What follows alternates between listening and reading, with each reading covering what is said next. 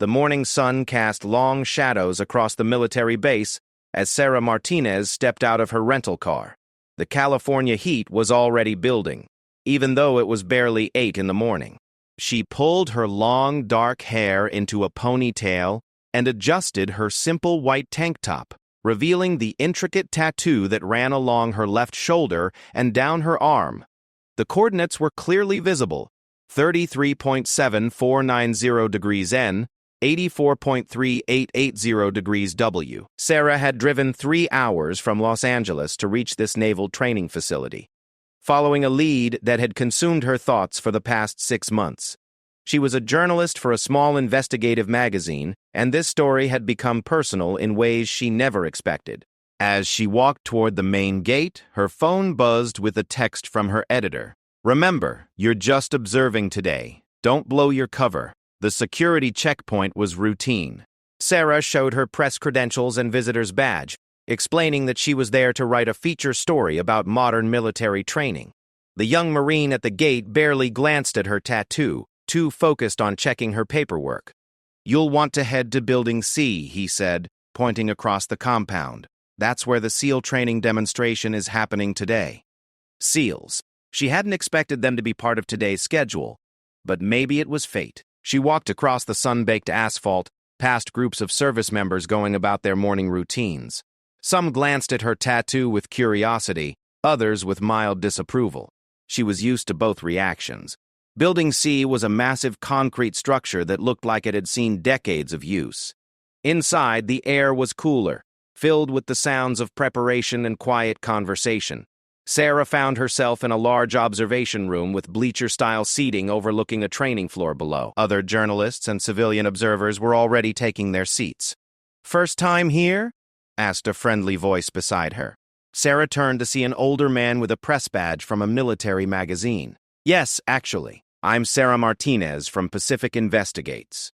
"Bob Chen, Defense Weekly," he replied, settling into the seat next to her. "You picked a good day. They're demonstrating some advanced tactical scenarios today. The SEAL team they brought in is supposed to be exceptional." Sarah nodded, trying to appear casual while her pulse quickened. She pulled out her notebook and pen, playing the role of the interested journalist. Below, she could see various obstacles and equipment being arranged on the training floor. "That's quite a tattoo," Bob observed, nodding toward her arm. "Those coordinates mean something special?" "Just a place that's important to me," Sarah replied, unconsciously covering the numbers with her other hand. She had practiced this response countless times, but it never felt natural. The truth was far more complicated. Those coordinates marked a small town in Georgia where her brother had died 3 years ago.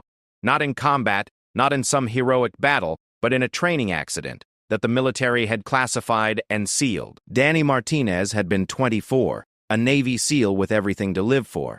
The official report had been 3 paragraphs long and told her family nothing. A loud whistle echoed through the building, drawing Sarah's attention back to the present. Below, a group of men in tactical gear was entering the training area. Even from this distance, she could see they moved with a precision and confidence that set them apart from regular military personnel. "There they are," Bob whispered. "SEAL Team 7. I've been covering military stories for 15 years, and these guys still impress me." Sarah leaned forward, studying each face through her small binoculars. She had memorized the personnel files she'd managed to obtain through various sources over the past months. Most of the names meant nothing to her, but she was looking for one in particular: Chief Petty Officer Michael Torres, the man who had been Danny's team leader. The demonstration began with basic maneuvers, showcasing communication and coordination under pressure. Sarah watched intently, taking notes that had nothing to do with the story she was supposed to be writing. She was looking for clues, for anything that might help her understand what had really happened to her brother. 20 minutes into the demonstration, during a brief break, she noticed one of the SEALs looking up at the observation deck. He was scanning the crowd with professional interest, the kind of awareness that came from years of training. When his gaze reached her section, it paused. Even from 30 feet away, Sarah could see him clearly now. He was older than the others, probably in his late 30s, with the weathered face of someone who had seen more than his share of combat. His eyes were sharp and intelligent, and right now, they were focused directly on her. More specifically, they were focused on her tattoo. Sarah felt a chill run down her spine as she watched his expression change. The casual scan became a fixed stare. His face went through a series of emotions she could read even at this distance: recognition, confusion, and something that looked almost like fear. "You okay?" Bob asked, noticing her sudden tension. "Fine," Sarah managed, though her hands were trembling slightly as she lowered her binoculars. Below, the SEAL had stepped back from his team, still staring up at her. One of his teammates said something to him, but he didn't respond. He just kept looking at her tattoo, at those coordinates that were now burning into his retinas like a brand. Sarah knew she should look away, should pretend she hadn't noticed his reaction, but she couldn't. This was the moment she had been preparing for, even if she hadn't expected it to happen like this. The man below was Chief Petty Officer Michael Torres, and from his expression, he knew exactly what those coordinates meant. The demonstration continued around him, but Torres had gone completely still. His teammates were beginning to notice his distraction. One of them followed his gaze up to the observation deck, trying to see what had captured their chief's attention so completely. Sarah's mind was racing. She had planned to approach Torres after the demonstration, to introduce herself professionally and try to gain his trust over time. She had never imagined he would spot her tattoo from across a crowded training facility and have such an immediate, visceral reaction. The coordinates tattooed on her arm marked the exact location where her brother had died. She had gotten the tattoo 6 months after Danny's funeral, when the grief was still raw and she needed something permanent to remember him by. She had never expected it to become a tool in her investigation. Torres was moving now, walking toward the edge of the training area closest to the observation deck. His movement was casual enough that his team didn't seem concerned, but Sarah could see the tension in his shoulders, the careful way he was trying not to look directly at her while still keeping her in his peripheral vision. The demonstration was supposed to last another hour, but Sarah knew she couldn't sit there that long with Torres's eyes on her. She needed to think, to process what had just happened, and figure out her next move. The careful plan she had developed over months was suddenly in pieces. "I need some air," she told Bob, gathering her things. "The best part is coming up," he protested. "They're about to run a hostage rescue scenario. I'll be right back." Sarah lied, making her way toward the exit. She could feel Torres watching her leave, and she forced herself to walk normally. In the hallway, she found a bathroom and locked herself in a stall, her hands shaking as she pulled out her phone. Her brother's picture was her wallpaper. Danny in his dress uniform, smiling that crooked smile that had gotten him out of trouble their whole lives. "What am I doing, Danny?" she whispered to the image. "I'm supposed to be the smart one, remember?" But she knew what she was doing. She was finally getting close to the truth about what had happened that night in Georgia. The coordinates on her arm weren't just a memorial anymore. They were a key, and Chief Torres had just shown her that he recognized the lock they fit. Sarah took a deep breath and left the bathroom. She had a decision to make: retreat and try to approach this more carefully later, or push forward and confront Torres directly. Her journalistic training said to be patient, to gather more information before making contact. But her heart, the part of her that still woke up some nights expecting to see a text from Danny, said it was time to stop waiting. She walked back toward Building C, but instead of returning to the observation deck, she found a side entrance that led to the area where the SEAL team would exit after their demonstration. If Torres wanted to see her tattoo up close, she was going to give him that chance. The Georgia sun had been setting when Danny died, painting the sky the same orange and pink she could see now through the small window. He had been running night training exercises with his team, preparing for a deployment that would never come. The official report said it was an equipment failure, a routine training accident that could have happened to anyone. But Danny had called her 2 days before he died. He had sounded different, worried about something he couldn't talk about over the phone. "If anything happens to me," he had said, trying to sound casual, "make sure someone asks the right questions." Sarah had laughed at him then, told him he was being dramatic. Danny was always the one who worried too much, who saw conspiracies where there were only coincidences. But now, 3 years later, she was the one asking questions. And finally, she might be getting some answers. The demonstration was winding down. Sarah could hear the sounds of equipment being packed up, voices calling out instructions. Soon, Torres and his team would be coming through this door, and she would be waiting for them. Her phone buzzed with another text from her editor. "How's the story going? Getting good material." Sarah stared at the message for a long moment before typing back. "Better than I expected." She didn't mention that the story she was really chasing had nothing to do with her assignment. She didn't mention that she was about to confront a Navy SEAL chief about her brother's death. She didn't mention that her tattoo had just blown whatever cover she might have had. The door opened and the first of the SEAL team members emerged, still in their tactical gear, sweat-stained and tired but alert. Sarah pressed herself back against the wall, trying to look like she belonged there, like she was just another journalist waiting for a quote. Torres was one of the last to come through the door. When he saw her standing there, he stopped so suddenly that the man behind him nearly walked into him. For a moment, they just stared at each other across the narrow hallway. Up close, Sarah could see that he was younger than she had thought, maybe early 30s instead of late. His dark hair was damp with sweat, and there were lines around his eyes that spoke of too much sun and too little sleep. But it was his expression that held her attention, the same mixture of recognition and apprehension she had seen from the observation deck. "Those coordinates," he said quietly, his voice barely audible over the noise of his teammates moving past them. "Where did you get them?" Sarah's carefully prepared introduction died in her throat.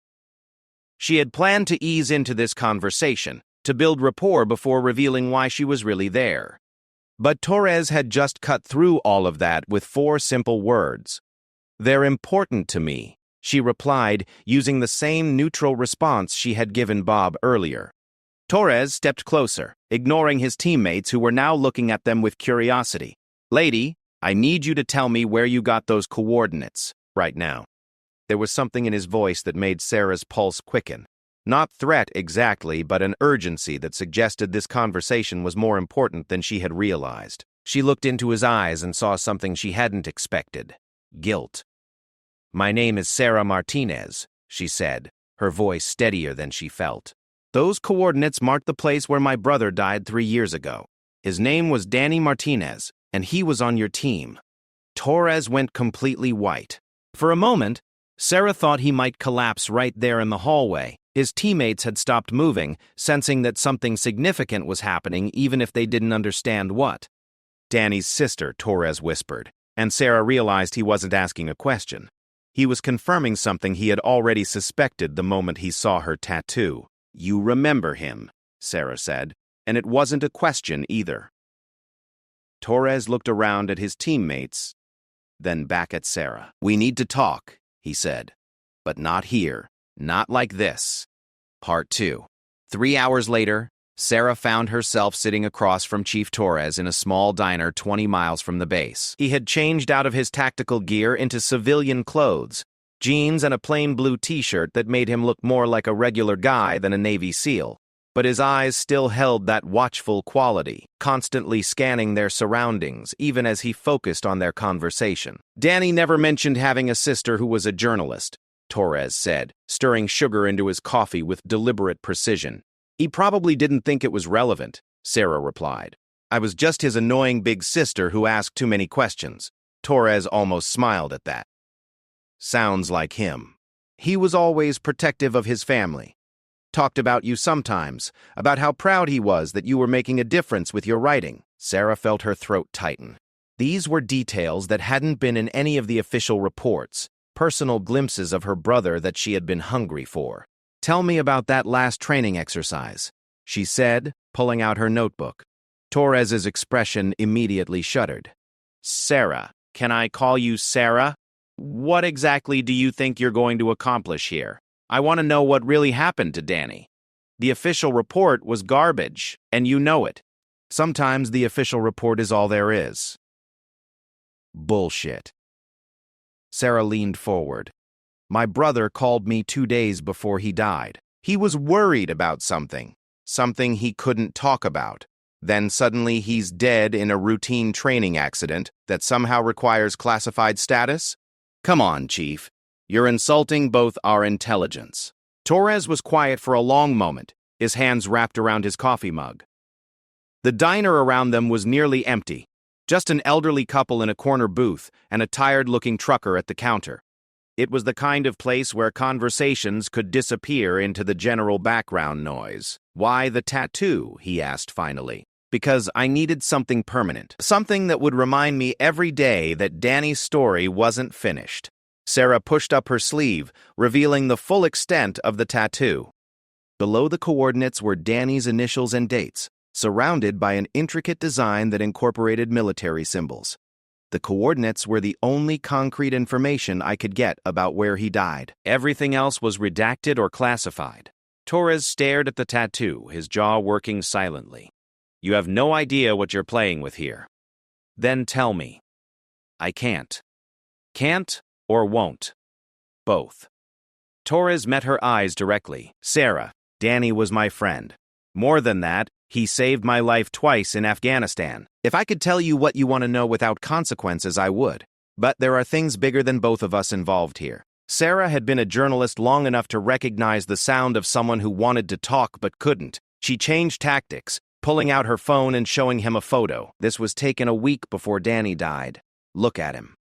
The picture showed Danny at a family barbecue, but Torres was right. There was something in his expression, a tension that hadn't been there in earlier photos.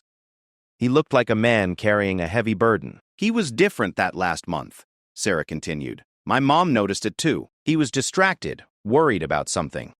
And then that phone call. What exactly did he say in that call?" Sarah closed her eyes, remembering. "He said he'd gotten involved in something he wasn't sure about. He wouldn't give me details, but he made me promise that if anything happened to him, I would ask questions. He said, 'Don't just accept whatever they tell you, Sarah. You're the only one in the family who won't.'" Torres was silent, but Sarah could see the conflict in his expression. He was fighting an internal battle between loyalty to his service and something else, maybe loyalty to Danny's memory. "There were 6 of you on that training exercise," Sarah pressed. "I've managed to track down most of the team. 2 have been transferred overseas. 1 left the service entirely and won't return my calls, and 1 died in a car accident 6 months after Danny. That leaves you and Rodriguez." "You've been busy," Torres said grimly. "I'm good at my job, and I'm not going away." Torres signaled the waitress for more coffee, buying himself time to think. When she left, he leaned forward and lowered his voice. "If I tell you anything, anything at all, it doesn't come from me. You never spoke to me, you never saw me, we never had this conversation." Sarah's pulse quickened. "Agreed. And you have to understand that whatever I might say is just speculation. I can't give you facts, because officially I don't know any facts that aren't in the report you've already seen." "I understand." Torres looked around the diner again, then pulled out his own phone. He scrolled through it for a moment, then showed Sarah a photo. It was a group shot of 6 SEALs in desert camouflage, all of them grinning at the camera. Danny was on the left, looking younger and happier than Sarah remembered him. "That was taken in Syria about 4 months before Danny died," Torres said. "Best team I ever worked with. Tight, professional, completely trusted each other." "What were you doing in Syria?" "Officially, nothing. We were never in Syria." Torres's smile was bitter. "But hypothetically, if we had been there, it might have been to provide security for some very sensitive negotiations. The kind of negotiations that don't officially exist." Sarah was taking notes rapidly. "What kind of negotiations?" "The kind that involve people who shouldn't be talking to each other, in places they shouldn't be meeting, about things that would cause international incidents if they became public. And Danny was part of this? Danny was our communications specialist. If we had been in Syria, which we weren't, he would have been responsible for maintaining secure contact with our handlers back home. Someone was using you as go-betweens, hypothetically." Torres took a long drink of his coffee. "The thing about that kind of work is that you see things, you hear things. And sometimes what you see and hear doesn't match up with what you've been told. What did Danny see?" Torres was quiet for so long that Sarah thought he wasn't going to answer. When he finally spoke, his voice was barely above a whisper. "Money, large amounts of it, changing hands in ways that didn't match any mission parameters we'd been given." Sarah's pen stopped moving. "You're talking about corruption. I'm not talking about anything. I'm just saying that hypothetically, if someone saw something that didn't add up, that person might start asking questions. And if that person was as honest and stubborn as Danny, they might not be satisfied with the answers they got. Someone was stealing money from these operations, or someone was using official operations as cover for unofficial business, or someone was selling information to the wrong people, or any number of things that would be very bad for very important people if they came to light. Sarah felt pieces of the puzzle starting to come together. Danny found out about it. Danny was smart. Too smart sometimes. If he had seen discrepancies in the financial records or noticed communication that didn't go through proper channels, he might have started keeping his own records. Did he have evidence? Torres met her eyes. Sarah, your brother was planning to blow the whistle. He had been gathering documentation for weeks before that training exercise. He was going to take it to the Inspector General when you all got back to the States. The words hit Sarah like a physical blow. She had suspected that Danny's death wasn't accidental, but hearing it confirmed was different from knowing it. Who killed him? I don't know. I wish I did, but I don't. But you know it wasn't an equipment failure. Torres was quiet again, his jaw tight. Equipment failures don't usually involve explosives that weren't part of the training scenario. Sarah's hand was shaking as she wrote. There was a bomb? I can't confirm that. But I can tell you that the blast pattern wasn't consistent with the kind of malfunction described in the official report. You were there. You saw what happened. I was 50 yards away when the explosion occurred. By the time I got to Danny, there wasn't much left to see. Torres's voice was rough with memory. The investigation team was there within hours, faster than should have been possible for a training accident. They had the site cleaned up and classified before most of us even knew what had happened. Someone was expecting it. Someone was prepared for it. Sarah looked at her notes, her mind racing. The other team members who transferred overseas or left the service, were they running too? Smart people remove themselves from dangerous situations when they can. And the one who died in the car accident? Torres's expression went completely cold. Petty Officer Williams was driving home from a bar when he lost control of his vehicle and hit a tree. Single car accident, no other vehicles involved, no witnesses. But you don't believe that. I believe Williams was having trouble sleeping. I believe he was drinking too much. I believe he was asking questions about Danny's death that made certain people uncomfortable. Torres met her eyes. I believe that tree was in a very convenient location. Sarah felt sick. How many people have died over this? I don't know, but I know that asking questions about Danny's death seems to be hazardous to one's health. They sat in silence for several minutes, the weight of the conversation settling around them. Sarah was beginning to understand the true scope of what she was dealing with. This wasn't just a military cover-up of a training accident. It was something much bigger and more dangerous. Why are you telling me this? She asked finally. Torres looked down at his hands. Because Danny was right to be worried. Because he deserved better than the bullshit story they've been telling. And because you're his sister, and you have a right to know what kind of man he was. What kind of man was he? The kind who couldn't live with corruption and lies. The kind who was willing to sacrifice his career to do the right thing. The kind who got killed for it. Sarah wiped away tears she hadn't realized were falling. What happened to the evidence he was gathering? His personal effects were lost during transport back to the States. His computer was wiped clean. His phone was destroyed in the explosion. Very convenient, very thorough. But you said he was smart. Torres almost smiled. Yeah, he was. Smart enough to know that keeping all his evidence in one place was a mistake. Sarah's pulse quickened. He hid copies. I never said that. But if he did, where would he hide them? Torres looked at her for a long moment, then pulled out a pen and wrote something on a napkin. He slid it across the table to her. Hypothetically, he said, if someone wanted to hide something important, they might think about places that were meaningful to them, places that felt safe. Sarah looked at the napkin. Torres had written an address not in Georgia where Danny had died, but in their hometown in Texas. Our grandmother's house, Sarah breathed. She died 6 months before Danny did. The house has been empty since then. Torres stood up and threw money on the table for both their meals. This conversation never happened, Sarah.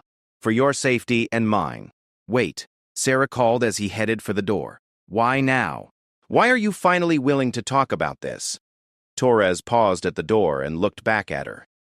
Because 3 years have passed, and I thought maybe it was safe to assume they'd forgotten about Danny Martinez and what he knew. Then you walked into that demonstration today with those coordinates tattooed on your arm, and I realized that some secrets never die. What do you mean? I mean that someone has been watching for anyone who might come asking questions about your brother, and now they know that someone is you. Sarah drove through the night, stopping only for gas and coffee. The address Torres had given her led to a small town in East Texas where she and Danny had spent summers with their grandmother. She arrived just as the sun was coming up, painting the familiar streets in shades of gold and amber. Her grandmother's house sat at the end of a quiet street, surrounded by overgrown gardens that had once been the pride of the neighborhood. The white paint was peeling, and the porch sagged slightly, but it was still recognizably the place where she and Danny had spent countless hours as children. Sarah sat in her car for several minutes, watching the house and thinking about Torres's warning. If he was right, if someone had been watching for questions about Danny's death, then her tattoo display at the military base had been like sending up a flare. She was no longer investigating in secret. Her phone had been buzzing with missed calls and texts since she left California. Her editor wanted to know where she was and why she hadn't filed her story about the military demonstration. Her mother had called 3 times, probably sensing through that maternal intuition that Sarah was up to something dangerous. But there was one message that made her blood run cold. It was from an unknown number sent at 3 in the morning while she was driving through Arizona.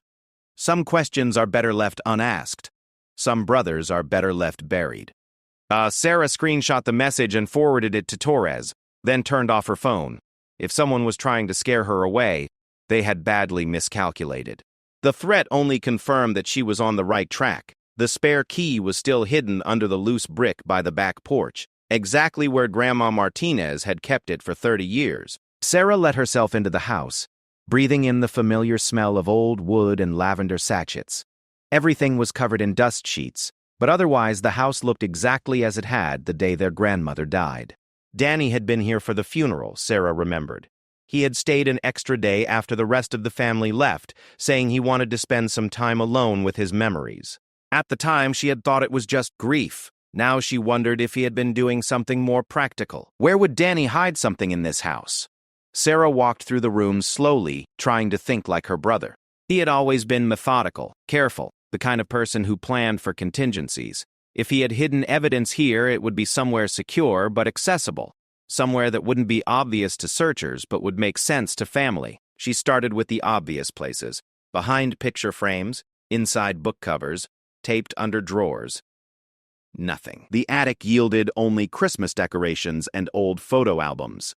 The basement was empty except for her grandmother's ancient washing machine and a few boxes of preserves that had long since spoiled. Sarah was beginning to think Torres had been wrong when she remembered something Danny had said at the funeral. He had been standing in their grandmother's bedroom, looking at the old cedar chest where she kept quilts and linens. Some things are worth preserving, he had said. Some things need to survive.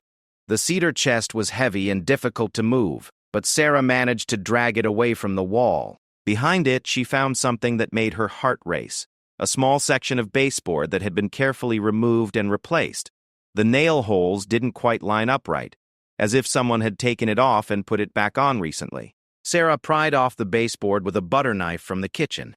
Behind it was a hollow space that had been carved out between the wall studs, and inside that space was a waterproof bag containing a laptop, several flash drives, and a thick folder of documents. With shaking hands, Sarah pulled out the laptop and powered it on. It was password protected, but she tried the obvious combinations first. Danny's birthday, their grandmother's maiden name, coordinates from places they had lived. On the 4th try, the date of their father's death, the screen unlocked. What she found there changed everything she thought she knew about her brother's last months. Danny had been meticulous in his documentation. The laptop contained hundreds of files, photographs of documents, recorded conversations, financial records, and a detailed log of everything he had observed during his team's unofficial missions. Sarah read through it all, her horror growing with each revelation. The SEAL team hadn't just been providing security for sensitive negotiations. They had been unknowingly facilitating arms deals, drug trafficking, and money laundering on a massive scale. High-ranking officials in both the military and civilian government had been using classified operations as cover for criminal enterprises worth hundreds of millions of dollars. Danny's logs showed how he had slowly pieced the truth together. Small discrepancies in mission reports, communication with handlers who didn't exist in official records, payments that went to accounts that weren't part of any legitimate budget. He had started taking photographs and recording conversations, building a case that would have brought down some of the most powerful people in Washington. One file was labeled Insurance and contained a video message Danny had recorded for Sarah. "If you're watching this, it means something happened to me," Danny said from the screen, looking tired but determined. "I've been gathering evidence of corruption that goes all the way to the top. I'm talking about Pentagon officials, CIA handlers, maybe even people in Congress. They've been using our missions as cover for criminal operations, and when I started asking questions, I was told to keep my mouth shut or face consequences." Asa paused a video, wiping tears from her eyes. Seeing Danny alive again, even in a recording, was almost too much to bear. "I'm going to take this to the Inspector General when we get back from this next training exercise," Danny continued. "But if something happens to me before then, I need you to know that it won't be an accident. The evidence is all here. Financial records, photographs, recordings. Enough to expose everything. I'm hiding copies in Grandma's house because I know you'll find them if I don't make it back." The video went on for another 20 minutes, with Danny carefully explaining the evidence he had gathered and the criminal network he had uncovered. By the time it ended, Sarah understood exactly why her brother had been murdered and how high the corruption reached. But she also understood Torres's warnings. The people Danny had been investigating weren't just corrupt, they were dangerous. They had killed him to protect their secrets, and they wouldn't hesitate to kill her too. Sarah was so absorbed in the documents that she almost missed the sound of a car door closing outside. When she looked out the window, her blood turned to ice. A black SUV was parked in front of the house, and two men in dark suits were walking up the front path. They weren't trying to be subtle. They wanted her to know they were coming. Sarah quickly copied the most important files to a flash drive, then packed everything back into the waterproof bag. She could hear the men on the front porch now trying the door handle. When they found it locked, one of them said something into a radio. The back door was her only option. Sarah slipped out through the kitchen, clutching the bag of evidence.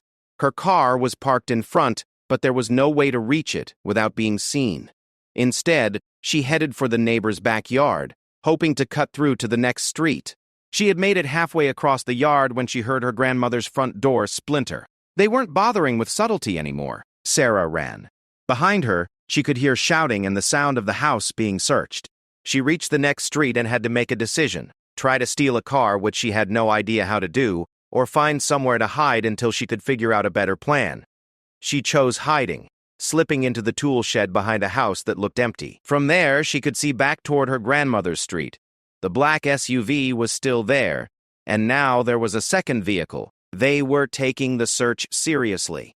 Sarah pulled out her phone and turned it back on. Immediately, it started buzzing with new messages and missed calls. Most were from her editor, but there were also 3 more threatening texts from the same unknown number. She ignored all of them and called Torres. "Jesus, Sarah, where are you?" He answered on the first ring. "Texas. And I found Danny's evidence. All of it." There was a long silence. "How much trouble are you in right now?" "The kind of trouble that involves men in suits searching my grandmother's house." "Shit. Okay, listen to me carefully. You can't go to the FBI with this. Some of the people Danny was investigating are FBI. You can't go to the military police for the same reason. You need to find someone in the media with enough influence and protection to break this story safely. I am media. You're one person with a small magazine. These people will squash you like a bug. You need someone with a major newspaper or network. Someone with lawyers and security." Sarah was thinking frantically. What about that investigative reporter who broke the Pentagon paper story? He's been dead for 10 years. But his daughter works for the Washington Post now, Melissa Hartley. She's been trying to expose military corruption for years. Can you contact her? But Sarah, you need to get somewhere safe first. Those men aren't going to give up and go home. Sarah looked around the tool shed, taking inventory. There were garden tools, some old paint cans, and a bicycle that looked like it hadn't been used in years. Not exactly an arsenal. Torres. There's something else. The evidence Danny gathered, it's bigger than just corruption. These people were selling weapons to terrorist groups, laundering money for cartels. If this gets out, it'll destroy careers, topple governments, maybe prevent a few wars. Yeah, I get it. That's why they killed Danny, and that's why they'll kill you if they catch you. A car door slammed somewhere nearby. Sarah peeked out the shed window and saw that the men from the SUV had expanded their search to neighboring properties. They were being methodical, checking every garage and outbuilding on the block. I have to go, she whispered to Torres. Sarah, wait. There's something I didn't tell you earlier. The reason I knew to look for you, the reason I recognized those coordinates so quickly, I've been watching for any sign that someone was investigating Danny's death. I set up Google alerts, monitored social media, kept an eye on journalist databases. When you registered for that press pass to visit the base, it triggered every alarm I had. You've been protecting me? I've been trying to, but it looks like I failed. The voices were getting closer. Sarah could hear the men talking to each other, coordinating their search. She had maybe 2 minutes before they reached the shed. Torres, if they catch me, if something happens, promise me you'll make sure Danny's story gets told. Nothing's going to happen to you. Get out of there. Get somewhere public with lots of people around and wait for my call. I'm going to contact Melissa Hartley right now. Sarah ended the call and looked around the shed again. The bicycle was her only option. It was old and the tires were soft, but it might get her to the main road where she could find help. She eased open the shed door and wheeled the bike outside. The voices were closer now. She could hear them clearly as they searched the house next door. Sarah threw her leg over the bike and started pedaling, praying that 3 years of inactivity hadn't made her forget how to ride. The bike wobbled but held together as she rode through backyards and empty lots, staying away from the streets where the SUVs could follow. She could hear engines starting behind her and knew her escape had been noticed. 3 blocks later, she reached a small commercial area with a diner, a gas station, and a few other businesses. Sarah abandoned the bike and ran into the diner, her heart pounding and her clothes torn from pushing through bushes and fences. "Can I help you, honey?" asked the waitress, a middle-aged woman with kind eyes and a Texas accent. "I need to call the police." Sarah gasped. "What happened? You look like you've been running from something." Before Sarah could answer, her phone rang. "Torres, did you get away?" "For now. I'm in a diner on Main Street." "Good. Melissa Hartley is going to call you in 5 minutes.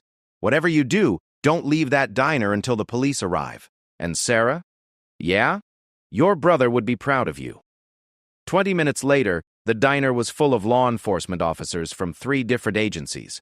Melissa Hartley was on her way from Dallas with a team of lawyers and security personnel. The men in suits had disappeared, but Sarah knew they would be back. The waitress, whose name turned out to be Linda, kept Sarah supplied with coffee and pie while she waited. "You're that girl whose brother died in the military, aren't you?" she said quietly. "I remember reading about it in the paper." Sarah nodded, too exhausted to be surprised that news had traveled to small-town Texas. "My son was in the Army," Linda continued. "Came back from Iraq different than when he left.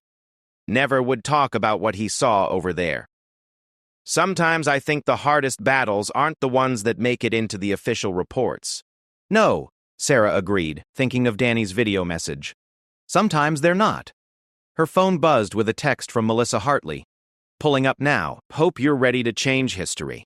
Sarah looked at the bag of evidence beside her, containing 3 years of secrets and enough corruption to topple governments. She thought of Danny's voice in that video, determined to do the right thing no matter the cost. She thought of Torres, who had risked everything to help her find the truth. "Yeah," she texted back. "I'm ready." Outside, she could see news vans beginning to arrive. Soon, the whole world would know what Danny Martinez had died trying to expose. It wouldn't bring him back, but it would ensure that his sacrifice meant something. Sarah traced the coordinates tattooed on her arm one more time, thinking of the brother who had always protected her, who had made her promise to ask the right questions. Finally, she had found the answers he had died trying to give her. The diner door opened, and a woman in her 40s with sharp eyes and a determined expression walked in. Melissa Hartley looked exactly like the kind of reporter who could take on the Pentagon and win. "Sarah Martinez?" she said, extending her hand. "I'm Melissa Hartley. Are you ready to tell me about your brother?" Sarah stood up, clutching the bag that contained Danny's legacy. "Yes," she said, "I'm ready." 6 months later, the Washington Post published a series of articles that became known as the Martinez Papers, exposing one of the largest corruption scandals in military history. 17 officials were indicted, including 2 generals and a deputy secretary of defense. The story won Melissa Hartley a Pulitzer Prize, which she dedicated to the memory of Petty Officer Danny Martinez.